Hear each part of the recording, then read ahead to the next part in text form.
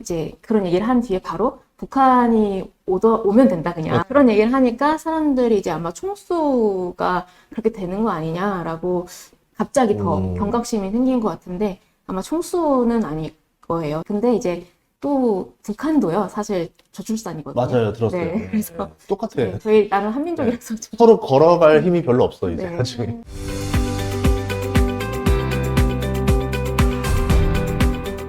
네, 안녕하세요. 반갑습니다. 우리가 경제 이야기를 할 때 또 빼놓지 않아야 되는 주제가 인구잖아요. 저 말하는 건가요? 맞아요. 네, 알겠습니다. 근데 저를 빼놓고 얘기할 수 없죠. 솔직히 말해서 뭐 요즘에 저출산이다, 뭐 인구 절벽이다라는 얘기가 나오고는 있지만 솔직히 아직까지는 저는 막 크게 체감되진 않거든요. 그리고 이게 뭐 저는 어떤 생각이냐면 대한민국 문제가 아니라 북반구 전체가 지금 다 이제 이 현상을 겪고 있어서 이게 어떻게 보면 자연스러운 흐름이고 우리가 적응을 해나가야 되는 건지 아니면 혹시 좀 솔루션이 있는 건 아닌지 이거에 대한 고민이 많았는데 네. 전문가분을 제가 못 찾았었습니다, 그동안. 그러다가 이제 이번에 그 책을 또 계기로, 인구화부를 계기로 제가 또 이제 고우림 저자님을 만나게 돼서 너무 반갑습니다. 예. 안녕하세요. 예, 감사합니다. 예, 출연 너무 감사하고요. 저희 좀 자기소개 좀 부탁드리겠습니다. 네, 안녕하세요. 저는 서울대학교 인구정책연구센터에서 연구교수로 활동하고 있는 고우림입니다. 반갑습니다. 반갑습니다. 예. 사실 저희가 이제 주식하시는 분들은 네. 매일매일 주가를 확인하시고 또 뭐 환율이나 유가나 이런 것들을 확인할 수 있는 사이트들이 되게 많잖아요. 그쵸, 그쵸. 근데 인구와 관련된 뭐 데이터라든지 이런 것들은 어디서 봐야 되는지 잘 모르겠거든요. 저희 자랑을 좀 하나 해야 될 것 같아요. 네. 이제 과거에는 통계청이라고 불렸고 지금 이제 국가데이터처라고 불리는데 정말 전 세계에서 이렇게 데이터베이스를 잘 해놓은 국가가 없어요. 특히 인구 관련해서. 그래서 이제 코시스라고 이제 가서 보시면은 그냥 정말 한글로 코시스라고 네. 치셔도 됩니다. 가서 보시면은 우리 동네 인구가 어떻게 생겼는지도 알 수 있고, 네, 동별로도 볼 수 디테일하게. 있고요. 네. 그다음에 뭐 이제 책에도 잠깐 나왔지만 어떤 가구 구성을 살아가는지 너무 중요하거든요. 여기는 뭐 고령 1인 가구가 많은지 아니면 부부 가구 사는 신혼 가구가 많은지, 그러니까 그거는 인구 피라미드를 좀 그려보거나 네. 아니면 거기 가구 정보를 좀 보면 확인을 할 수가 있습니다. 거기 안에 또 들어가면은 지도로도 매핑할 수 있는 UX 기반의 사이트들도 있어요. 그래서 제가 봤을 때 진짜 전 세계 어딜 가도 이런 데이터베이스를 대국민 친화적으로 해놓은 곳이 없거든요. 그래서 저는 이건 좀 많이 활용했으면 좋겠습니다. 안 그래도 지금 일론 머스크도 우리나라 그 인구 감소 가지고 맞아요. 얘기했었잖아요. 그러면서 그러니까 항상 이제 그런 거를 뭘 말 한 번 할 때마다 뉴스가 이제 크게 나오면서 사람들이 그때 심각성을 깨닫는데 이게 정말로 좀 심각한 상태인 거냐 좀 궁금하거든요. 저도 일론 머스크가 아마 이렇게 얘기했을 거예요. 대체 출산율보다 우리나라 3분의 1 수준이다, 우리나라가. 그러니까 대체 출산율이라면은 2.08이거든요, 정확하게는. 근데 통상 2.1로 우리가 알고 있는데, 3분의 1 수준이니까 0.7대, 우리나라 0.7대 합계 출산율을 보이고 있으니까 그거는 맞습니다.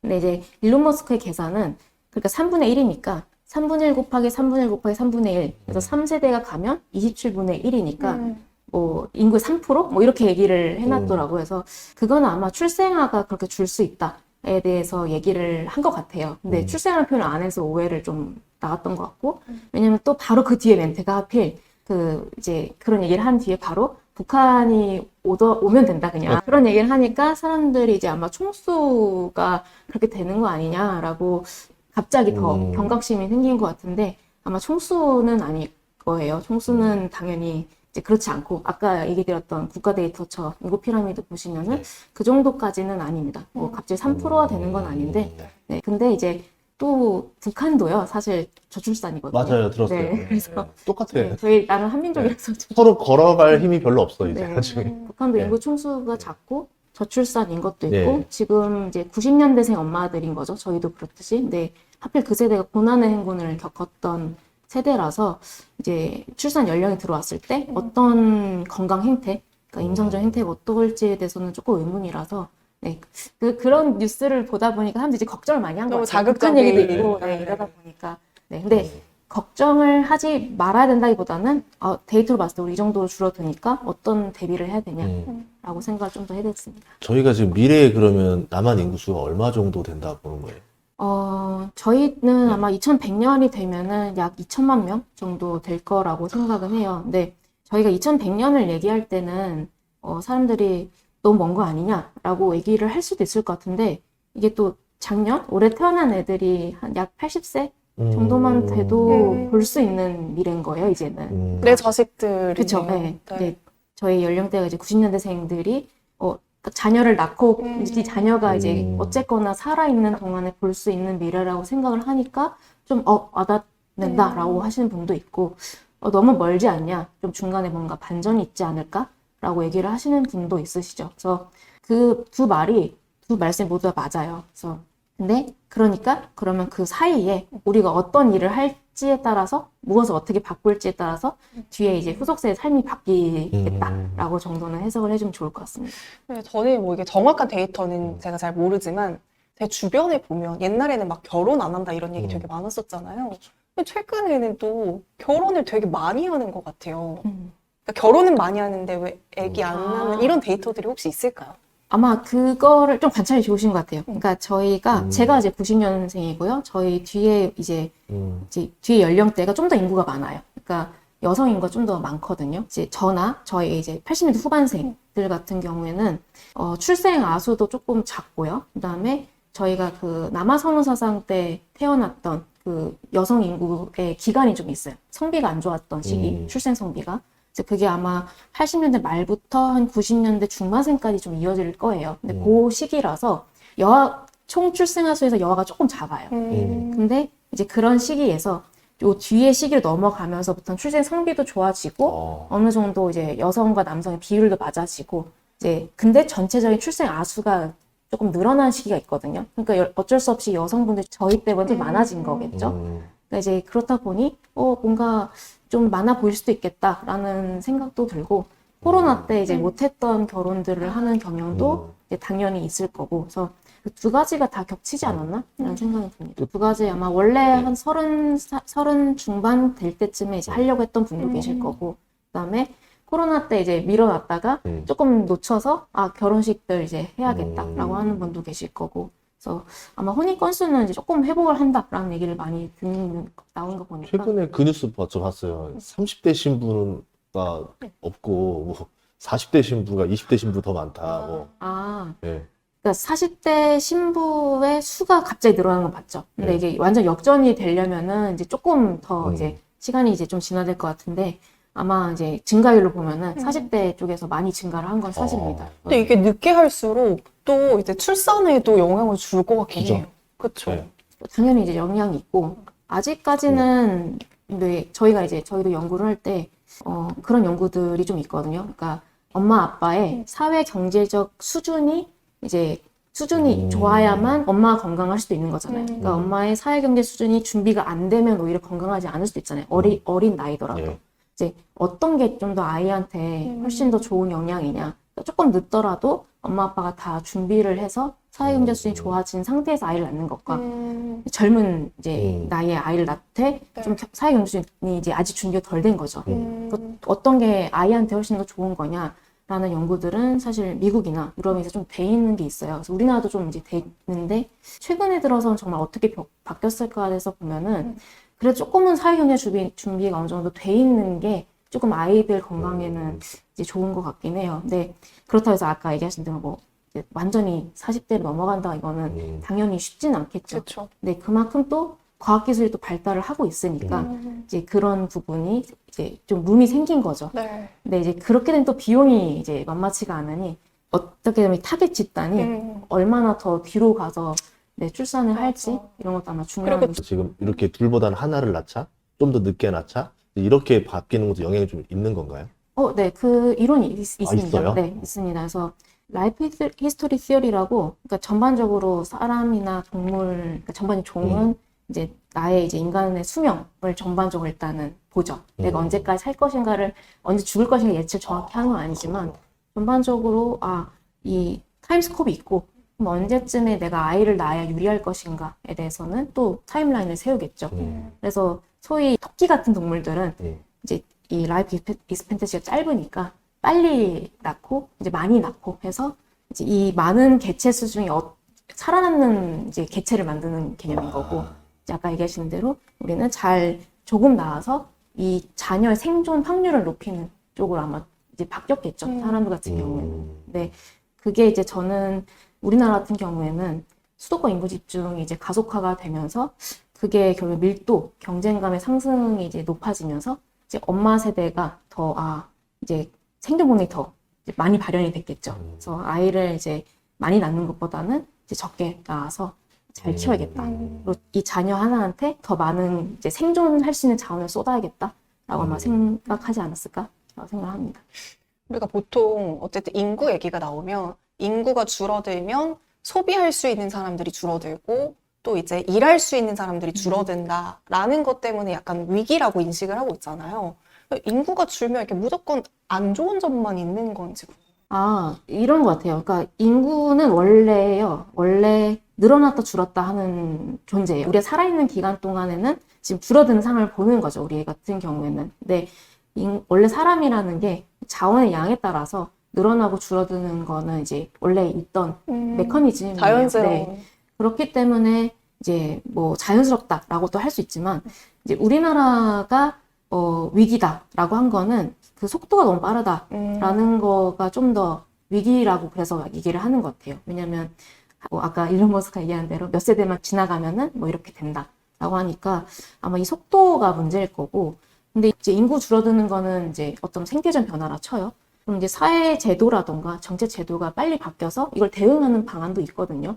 근데 너무 빠르니까 이걸 또 사회 제도가 바뀌기도 쉽지 않은 요 상황 자체가 위기라고 보는 게 그런 관점인 것 같아요. 그래서 내수 줄어들 수 있는 것도 맞고, 물론 이제 내수가 줄어들면 글로벌 확장을 하면 되겠지 이런 생각도 할 수 있겠지만 뭐 일단은 내수가 좀 어느 정도는 줄어들 수 있겠다라는 생각은 인구 때문에 뭐 이런 건 맞는 논리인 건 맞죠. 근데 이게 뭐 우리나라뿐만 아니라 유럽이라던가 뭐 중국도 그렇고 일본도 그렇고 지금 그 뭐 북반구에 좀 선진국이라 불렸던 좀 살던 나라들을 보면 다 이렇게 지금 겪고 있잖아요. 네네. 이제 저출산 겪고 향후 인구 감소까지 되고 젊은 인구가 더 줄어들 거로 보고 있는데 그러면 이 문제가 동시에 다 벌어지고 있잖아요.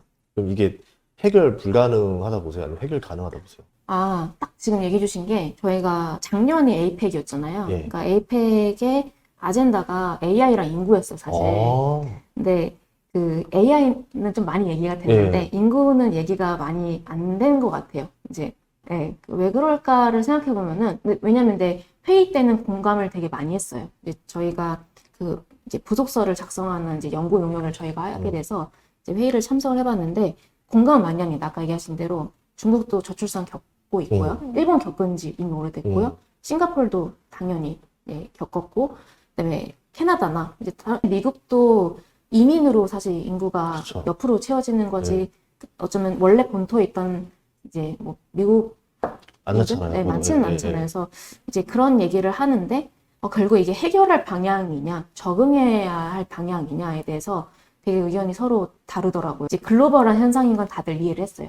심지어 뭐 에이펙 국가는 아니지만 인도도 합계 출산율이 2.1이고, 네, 이제 사실 이슬람 국가가 원래는 아이를 정말 많이 낳지만, 그렇죠. 네, 인도네시아도 합계 출산율이 2.1로 많이 내려갔고, 그러면 이게 정말 지구적으로 그렇게 바뀌는 거라면 우리는 뭘 해야 되냐?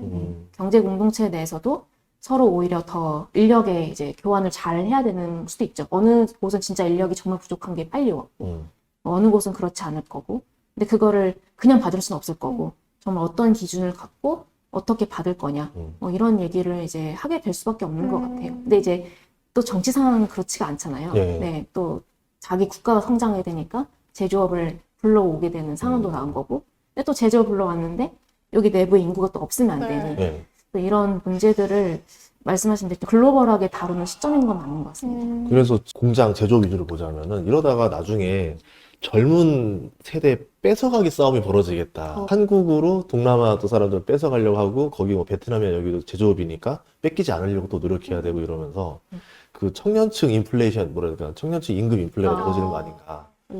예, 이렇게 되면은 이거 또 어떻게 되지? 그동안 생각해 본 적 없었던 일들이거든요.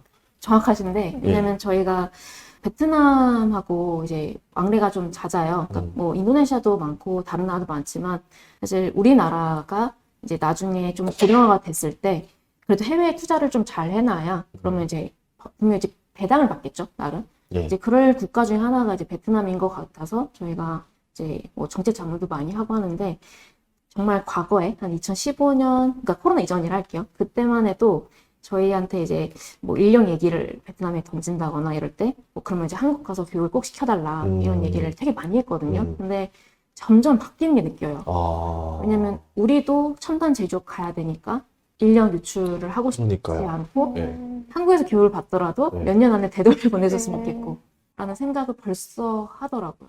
그러면 뭐 국제 결혼 이런 거에 대해서도 좀 이제 약간 베트남에서 반대할 수도 있는 거 아니에요? 그 얘기까지 전개되진 않더라도 아마 얘기가 언젠간 나오지 않을까 싶어요. 지금이야 네. 이제 뭐 오히려 그 브레인 드레인을 걱정을 하는 타입이긴 한데 뭐 언젠가는 베트남도 걱정을 하겠죠. 왜냐면 지금 하노이랑 호치민도 학교 출산율이 되게 낮거든요. 도시를 중심으로는. 네. 그러면 뭐 이제 사실 저희보다 굉장히 일찍 데뷔를 했기 때문에 달라질 수도 있어요. 그리고 무려 14년간 학교 출산율 2.1을 유지했거든요. 그러니까 이제 인구 구조가 좋은 거죠. 그래서 다른 걱정을 이제 그러니까 인재 관련 걱정을 훨씬 더 많이 할 것 같긴 한데 언젠가는 뭐 할 수도 있겠죠. 좀 이게 단순히 이게 정책 짜는 사람 입장에서 그냥 머리 많이 아플 것 같아요. 그렇죠. 정책을 짜는 입장에서 사실 학교 출산율 지표를 정책하는 사람 바꿀 수 있는 건 아니거든요. 사실 결과 변수이라서 그래서 되게 힘들죠. 예. 그럼 지금 우리나라는 뭔가 출산율을 음. 이렇게 늘리기 위해서 뭔가 그 장려 정책들을 하잖아요. 그럼 그 관점이 좀 잘못됐다고 봐야 되는 걸까요? 어떤 걸 근본적으로 바꿔야 되는 걸까요? 아마 이게 이 책에도 있지만 그 이제 저희 센터장님 책이었던 인구미래 공조에도 잠깐 나왔던 개념인데 인구를 정책으로 보는 거하고 전략으로 보는 거하고 개념이 조금 달라요. 그래서 정책이라고 하면 정책 목표가 있어야 되잖아요. 그래도 국민 세금이 쓰여지고 하니까. 그러면 이제 합계 출산율이라던 지표라던가 어떤 이제 출생 사망 이동 관련된 지표가 좋아져야 된다는 개념이 크게 있죠. 타겟 목표가 있고. 근데 이제 전략이라는 개념으로 가면 이제 기업의 전략이 짜듯이 이거를 가지고 우리가 어떻게 활용할 것인가에 좀 더 초점을 맞추는 것 같아요. 근데 정책이 이제 잘못됐다라기보다는 만약에 정책의 목표가 1.3이라고 할게요. 초저출산을 탈출한다. 근데 1.3이 돼도 출생아 수에 굉장히 큰 반등이 있지 않으면 이게 과연 괜찮을까에 대해서는 한번 생각을 해볼 필요가 있는 것 같아요. 근데 이제 아이를 낳는 거는 사실 부모들의 기쁨이고 어떤 행복 같은 가치관적인 거기 때문에 그분들이 낳아주신 거에 대한 감사의 표시로에 대한 어떤 복지적 혜택은 있을 수 있겠지만 이게 정책의 목표가 돼서 가야 되냐 좀 다른 관점인 것 같아요. 근데 뭐 그게 아니라 이제는 정말 학교 출산율이 많이 올라도 왜냐면 여성 인구수를 좀 보면은 금방 알거든요. 저희가 65만 정도 태어났어요. 근데 저희가 이제 절반 이하로 여성이기 때문에 30만 정도거든요. 그러면 아이를 한 명을 이제 하지만 지금 한 명도 안 낳으니까 20만 명대 출산의 나수가 나오는 거고 저희가 2명을 낳아야 60만 명이 나오는 거잖아요. 그러니까 한 명을 낳는다 하면은 30만 명의 출생아 수 계속 나오는 거잖아요. 그럼 이게 이제 고령화 구조를 정말 바꿀 수 있을까? 아이들은 태어나고 아이들은 계속 가야 하지만 이게 뒤집어지지 않는 수가 왔다면 결국에 우리는 이걸 전략적으로 활용해야 될 단계가 왔지 않았을까? 그래서 좀 개념을 전환하자는 게 그럼 또 이제 최근의 트렌드가 될 수 있는 AI 얘기를 또 안 할 수가 없잖아요. 그러니까 저출산의 대안으로 AI를 활용할 수 있다는 얘기가 나오는데 이게 어떻게 보세요? 연구하는 측면에 있어서는요. 사실 저는 일론 머스크가 너무 우리나라에 관심이 많길래 그래서 약간 테스트베드로 보나라는 생각할 들 정도였어요. 사실 그러니까 저희가 아마 신입사원에 해당된 연령을 뭐 25세부터 우리가 뭐 그래도 취업의 연령이 들어온다 하면은 그 연령대 인구가 2027년부터 이제 2027년까지는 그래도 유지가 되고 700만 명 성이 30년 후반대까지 가면 200만 명이 줄거든요. 와. 근데 그 젊은 연령대가. 예. 그러면 이제 물론 기업에서는 AI를 대체하면 된다라고 얘기를 할 수도 있을 것 같아요. 미리 대체해보겠다. 왜냐면 어차피 이게 정해져 있다면. 근데 또 그 AI를 활용하는 사람들도 있잖아요. 네. 그러니까 이제 경력직의 전문가들이 있을 텐데 그 사람들도 퇴직을 할 거고 그럼 우리가 이 정도의 사람조차 못 뽑는 수인지 아닌지에 대해서 계속 우리는 챌린지를 받을 것 같아요. 그리고 그 사이 AI가 자꾸 들어오고 그래서 어쩌면 전 세계에서 노동시장이 약간 테스트를 받는 느낌이 좀 강하지 않을까 우리나라가 그런 면에서는 생각이 듭니다. 근데 솔직히 이제 2000년생들 친구들도 이제 올라오고 이렇게 보면은 좀 안타깝죠. 신입사원 채용이 닫히고 있는 거에서는 좀 안타까운 건 사실입니다. 오히려 그 말도 했었잖아요. 예전에 보면은 또 주니까 경쟁이 더 줄어서 취업 프리패스 된다 좀 있으면 맞아. 그러니까 이제 뭐 이제 태어난 애들은 공부할 필요도 없고 대학교도 그냥 가고. 즐겁게 놀다 즐겁게 취업하면 맞아요. 된다. 이제 그런 상황도 열릴까요?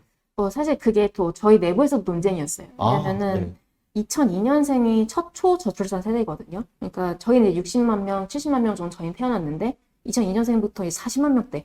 그러니까 좀 숫자가 확 다르잖아요. 예. 그러면 이제 정말 이건 쉬워지는 게 아닐까라고 생각을 했을 때 2002년생의 첫 질문은 대학 가기가 쉬워질까였어요. 그러니까 취업이잖아요, 지금. 네. 왜냐면 이 친구들이 이제 25세 이렇게 넘어오니까 취업이 얘기가 나오는 것 네. 같고 이 친구들이 이제 대학교를 갈 때 딱 대학 가기 쉬워지는 거 아니냐.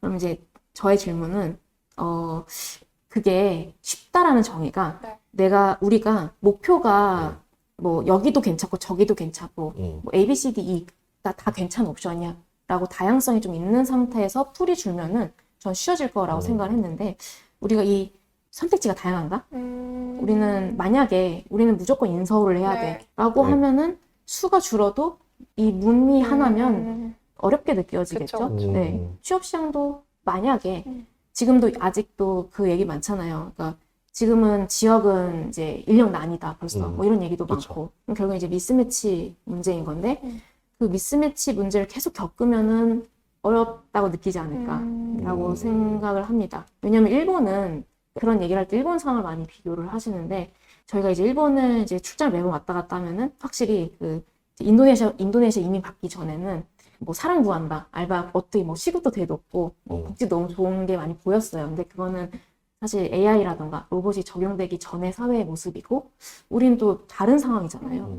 조금 다른 국면이 펼쳐지지 않을까 생각합니다. 근데 이게 이민을 받는 게 어떤 국가적 입장에서는 인구의 수를 늘리는 데는 어떻게 도움이 될 수 있는 정책은 맞잖아요. 근데 만약에 제가 이민자라고 생각을 해본다면은 어쨌든 나의 뿌리는 한국이기 때문에 뭔가 여기에 대한 책임감이 내가 한국에 살 때보다 조금 덜 할 것 같단 말이에요. 네네. 그치. 그래도 뭔가 그 나라의 산업이나 구조에 어쨌든 영향을 끼칠 수 있는 거잖아요. 그렇게 되겠죠. 저기 미국도 보면 차이나타운 있고 코리아타운 있듯이 다 이제 그렇게 되지 않을까? 그럴 것 같아요. 근데 지금 딱 이제 이런 관점에 대해 외국인에 대한 이슈는 어떤 외국인이 얼마나 들어오게 할 것이냐를 이제 우리가 한번 얘기를 해본 적이 있는가가 좀 필요한 것 같아요. 왜냐하면 이미 제조업 단위에서 혹은 제조업 중에서 숙련공들이 좀 덜 들어가는 식품 제조업이라던가 이제 의류산업 쪽은 사실 이미 외국인 분들이 많거든요. 이미 많이 채우고 있고. 근데 이제 그런 쪽의 외국인이 훨씬 더 많이 들어오게 할 거냐? 아니면 사실 저는 R&D도 사실 위험하다고 보거든요. R&D 쪽에서도 이미 인력이 부족한 거 아닌가라는 생각이 사실 많이 들어요. 그러면 이제 R&D 인력을 좀 받아서 외국인을 받아서 우리가 뭔가 우리나라 사람처럼 행동하게 할 거냐? 아니면 산업군에 이제 다른 산업군에서 그 정도 외국인 노동자를 받아서 갈 거냐에 따라서 그분들도 같은 외국인이 아닌 거죠. 아까 얘기하신 대로 내가 한국에 와서 좀 나는 한국의 뿌리도 느끼고 싶고 이런 외국인들은 아마 그냥 저의 예상이요. 틀릴 수도 있습니다. 근데 조금 더 이 나라에 약간 R&D 산업도 관심 많고 좀 더 여기에 관심이 많아서 올 사람들이 있을 거고 일단은 계절 노동자랑 단기 근로자들이 일단은 저희가 어느 정도 있기 때문에 그분들 같은 경우는 사실 아까 얘기하신 대로 좀 몰려 살고 자기네 음식 문화를 좀 더 누릴 것 같아요. 근데 동화되는 외국인 분들은 어쨌거나 좀 우리 산업 생태계에서 우리가 가고자 하는 지향 방향 안에 들어오겠죠. 그래서 우리도 이제 외국인이라고 하면은 조금 나눠서 생각을 해봐야 되지 않을까? 근데 이런 얘기를 하려면 이제 이민 관련된 그 입국 관리만 해서는 안 되는 거죠.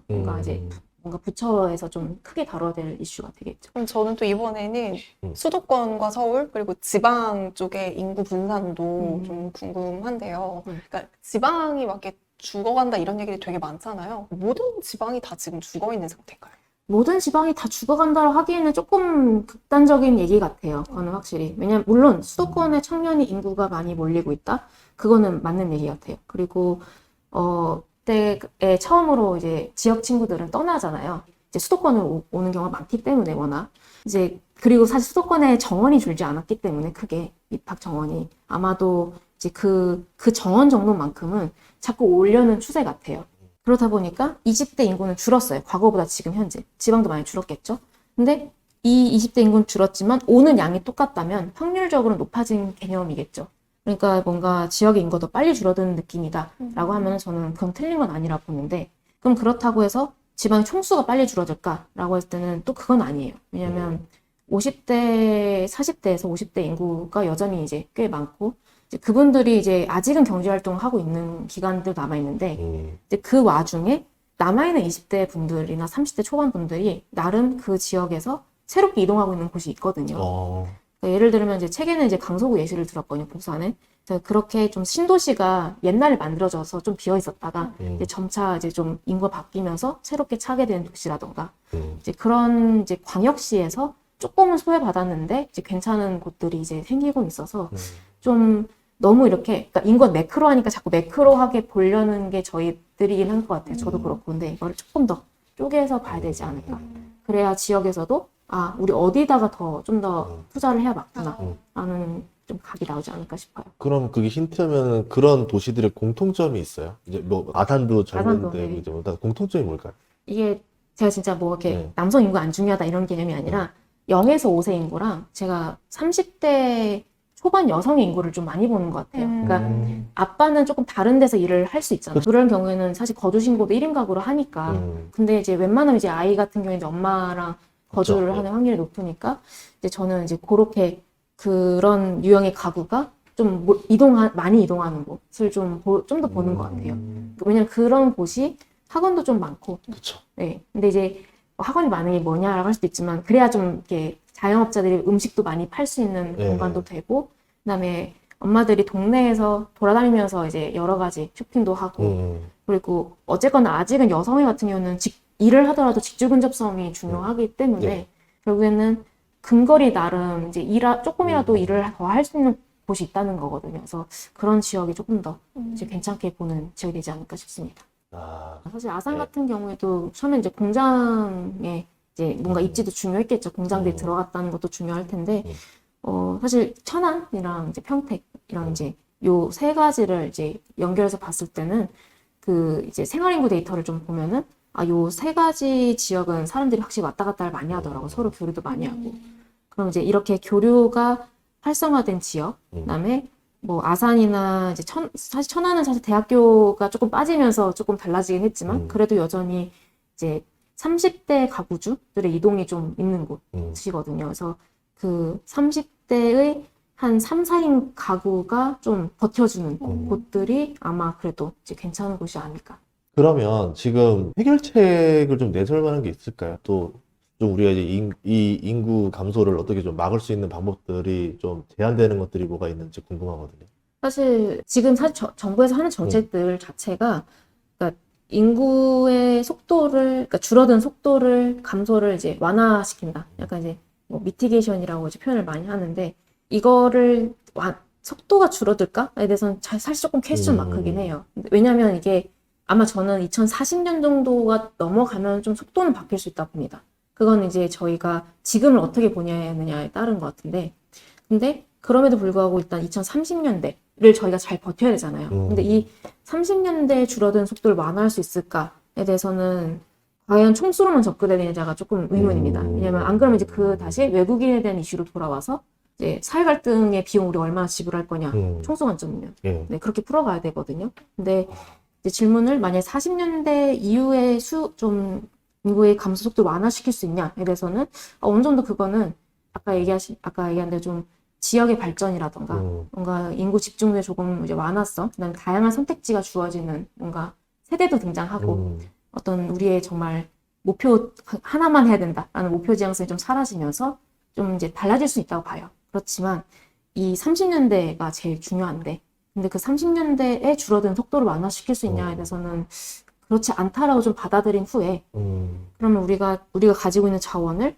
어떤 순서로 얼마나 배분할 거냐, 그래야지만 이제 저희가 얘기했던 축소가 아니라 확장의 시대로 가는 거고, 확장의 저는 번영 이런 배당은 저희는 2030년 후반이면 누릴 수 있다고 보거든요. 워낙 해외 진출도 너무 잘 하고 있고. 근데 이제 그 전에 내수 불씨가 꺼지면 안 되는 거죠. 그렇죠. 네, 그래서 거기를 이제 잘 버티려면은 우리가 지금 무엇을 해야 되는데 라는 관점으로 가야 되지 않을까. 아, 이제 어떻게 보면은 전제는 간다라고 보는 거예요. 넷플릭스 없애고 네.